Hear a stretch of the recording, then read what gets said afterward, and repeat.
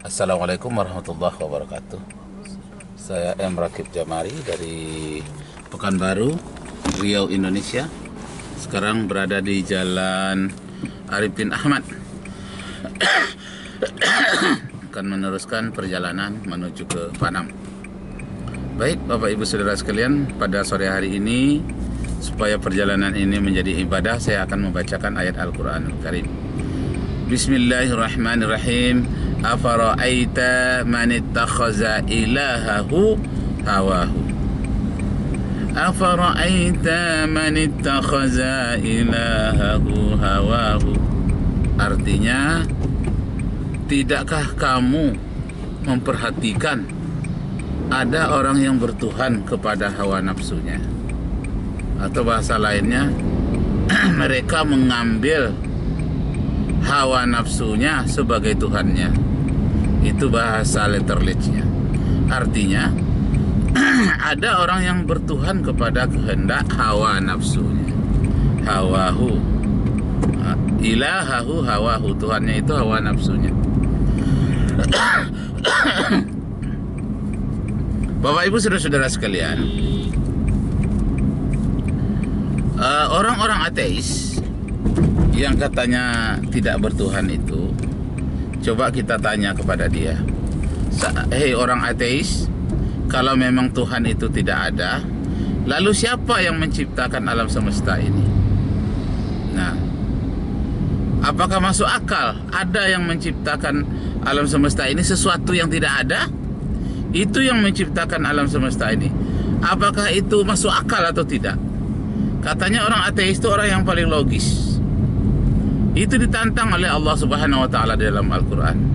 Seandainya orang-orang kafir, orang ateis itu mengatakan Tuhan itu tidak ada, lalu alam ini tercipta, tanyakan kepada orang ateis itu, siapa yang menciptakan alam semesta ini? Kalau tidak ada yang menciptakan, apakah mau percaya kepada yang tidak ada bisa menciptakan yang ada? Sedangkan yang ada saja bisa menciptakan yang ada, susah orang ateis menerimanya, apalagi sesuatu yang tidak ada menciptakan barang yang ada. Ini sangat-sangat tidak logis. Nah, inilah pemikiran orang-orang ateis yang kadang-kadang dikonsumsi pula oleh orang liberal. Jadi Bapak Ibu Saudara sekalian, ayat Al-Quran mengatakan sebetulnya orang ateis itu bertuhan. Siapa Tuhannya? Pemikirannya, hawa nafsunya, itulah Tuhannya. Karena manusia itu dilahirkan semuanya punya fitrah bertuhan. Kullu mauludin yuladu alal fitrah. Setiap anak yang lahir itu sudah ada fitrahnya. Di antaranya fitrah bertuhan. Fitrah ingin berkeluarga, ingin berkembang, fitrah ingin hidup, berkeluarga, itu adalah fitrah manusia. Termasuklah fitrah beragama. Itu mereka pasti bertuhan. Tidak bisa. Jadi orang yang mengatakan dirinya tidak bertuhan, orang ateis itu bertuhan dia. Siapa Tuhannya? Pemikirannya, hawa nafsunya. Nah, itulah Tuhannya. Tidak bisa manusia itu hidupnya tidak bertuhan, pasti bertuhan. Cuma yang mereka anggap Tuhan itu adalah hawa nafsu dan pemikirannya, keinginannya, atau yang dia pertuhankan itu orang-orang yang mereka idolakan. Nah, itulah Tuhannya. Siapa yang diidolakan oleh orang ateis ini? Biasanya dia teori evolusi, Darwin yang menjadi nabinya. Jadi siapa Tuhannya? Ya Darwin sebagai nabinya, sebagai Tuhannya. Karena apa yang disebut oleh Darwin dalam teorinya mereka imani. Nah, itulah Tuhannya. Oh, itu bukan Tuhan, hanya pendapat saja. Iya, pendapat itu menempati ranking, menempati tempat Tuhan di dalam fitrah kemanusiaannya, di dalam otaknya berisi teori-teori ilmu alam seperti Einstein dengan teori relativitasnya, Darwin dengan teori survival of the fittest, dan banyak teori-teori alam lainnya, teori fisika, teori relativitas, dan teori gravitasi, dan banyak teori-teori lainnya. Nah, jadi Bapak Ibu serta saudara-saudara sekalian, kalau dikejar habis-habisan logika ateis ini.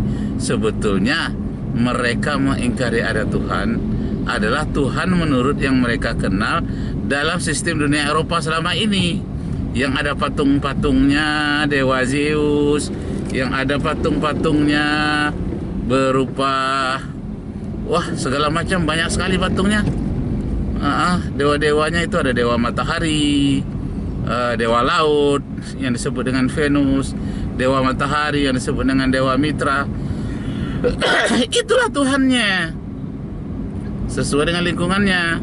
Nah, lalu orang-orang ateis, kitab sucinya apa? Kitab sucinya adalah buku-buku biologi, buku-buku kimia. Padahal buku-buku kimia yang mereka anggap sebagai buku pegangan kitab suci mereka itu juga dikritik oleh ahli kimia yang lain.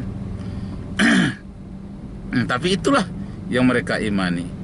Jadi Bapak Ibu Saudara sekalian, ini ayat ini sangat bagus kita hafal dan kita kembangkan. Afara'aita man ittakhaza ilahahu hawahu. Apakah kamu tidak melihat ada orang yang bertuhan kepada hawa nafsunya? Nah, ilah ilah dalam bahasa Arab itu artinya Tuhan di dalam bahasa Indonesia. Nah, Tuhan itu adalah nama jabatan. Nama jabatannya ilah, Tuhan.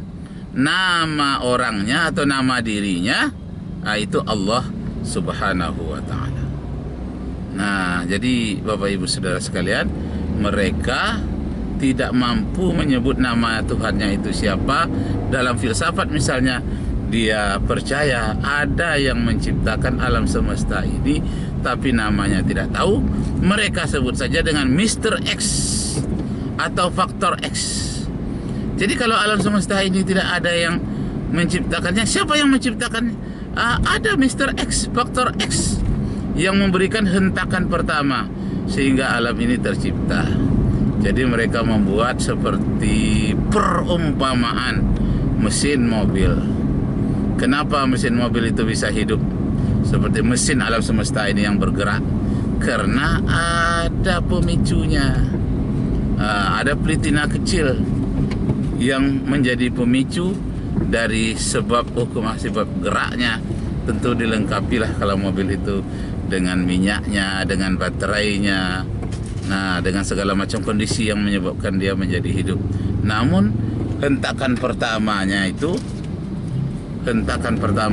adalah adanya engkol pada Honda roda 2 dan adanya starter pada mobil. Nah, siapakah yang memberikan starter itu? Nah, itulah Mr. X yang tidak mampu disebutkan oleh ilmu filsafat, tapi karakternya ada, ciri-ciri Mr. X yang di luar alam semesta ini, yang merupakan supranatural, yang mengatur alam semesta ini, menciptakannya. Siapa? Tentu yang lebih kuat daripada alam ini, dengan ciri-cirinya. Yang pertama, dia adalah mutlak, kekuasaannya mutlak, tidak terhingga. Karena untuk menciptakan alam yang begini dahsyat, kalau tanggung-tanggung kekuasaannya, alam ini tidak akan tercipta, alam ini tidak akan menjadi. Jadi kekuasaannya betul-betul mutlak, tidak ada kekurangan sedikit pun, sangat dahsyat. Nah, itu syarat yang pertama. Syarat yang kedua, dia harus berbeda dengan alam ini, yang disebut dengan istilah distinct. Kalau serupa dengan alam ini masih mempunyai kelemahan, tapi dia tidak serupa dengan alam ini. Sangat dahsyat sekali. Nah, dalam Al-Quran itu disebut dengan laisa kamislihi syai'um fil ardi wala fis sama wa huwas sami'un alim. Tidak serupa kekuatannya dengan alam semesta ini. Kalau masih serupa dengan alam ini, tidak bisa dia mengatur alam. Dia sangat berbeda dengan alam semesta ini. Nah, di dalam kajian ilmu tauhid, umpamanya di dalam kitab Kifayatul Awam, Nah, itu jelas dikatakan bahwa sifat yang seperti itu dinamakan mukhalafatu lil hawadisi, bahwa alam semesta ini adalah baharu, maka Allah Subhanahu wa taala itu berbeda dengan alam atau sifat-sifat baru, berubah, sedangkan Allah bersifat qadim, mukhalifatul lil hawadis, mukhalafatul lil hawadis. Jadi Bapak Ibu terhormat, orang-orang ateis katanya Tuhan itu tidak ada, lalu menciptakan alam semesta. Apakah logis sesuatu yang tidak ada bisa menciptakan alam semesta, sedangkan sesuatu yang ada saja belum tahu dia bisa menciptakan alam semesta? Nah, ini yang tidak ada, apakah masuk akal? Sesuatu yang tidak ada bisa menciptakan alam semesta ini? Betul-betul tidak logis. Jadi Bapak Ibu yang terhormat, nah lalu dipertanyakannya, sesuatu yang menciptakan alam ini bagaimana sifatnya? Yang Mr. X itu disebut dia actus purus. Oleh filsafat Yunani sudah pernah juga nampaknya dikenal istilah actus purus. Actus itu penyebab, purus itu pertama yang sangat murni. Nah, actus purus, keberadaannya sangat murni. Jadi artinya Allah pencipta alam ini keberadaannya itu murni, tidak disebabkan oleh yang lain-lain, tidak boleh disebabkan oleh apapun, murni adanya. Nah, itu disebut dengan sifat wujud. Nah, itulah yang disenikan oleh anak-anak MDA itu. Wujud idam bako mukhalafatu lil hawadisi qiyamuhu binafsihi wahdaniyat qudrat iradat ilmu hayat sama basar kalam qadiran muridan ilman hayyan samian basiran mutakallim.